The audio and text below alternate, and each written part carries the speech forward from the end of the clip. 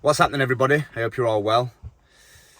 I'm a little bit fuming and confused. I've just had a short and abrupt phone call with a friend of mine, Josh, who I do the podcast with, saying I've been called out for a fight, which is the first time ever. And I'm a little bit confused because it's by a guy that I'd consider a friend.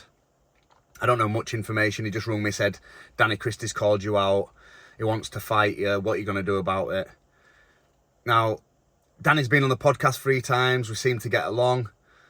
Maybe it's the last thumbnail that I made. I'm not too sure, but I thought we were getting on quite fine. Now, if there's one person in the world that I'd avoid fighting, it's Danny Christie. He's a nice guy. I like him. And is a tough motherfucker as well. So I know that to beat that man, you've basically got to kill him. So it is what it is. But, you know, bring gum shield and come by and wish me luck. Now, as well, another YouTuber that I want to spar is our Ellis from the Fully Game podcast. Now, Ellis can fight. I get on with him really well. You know, I like the lad a lot. But he's a rangy southpaw, which is my worst nightmare, really, technically, stylistically. But, you know, I like sparring anybody. Imagine if I didn't go to YouTube and watch that video before I posted that video.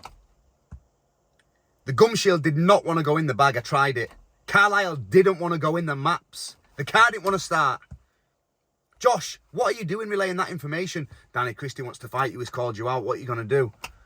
Could have been disastrous.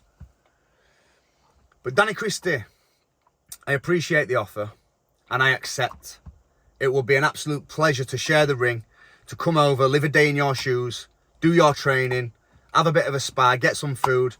What a fantastic idea. We can make some fucking top tier content. I'm fighting on the 14th of October on Muay Thai Grand Prix in Sheffield in a boxing event.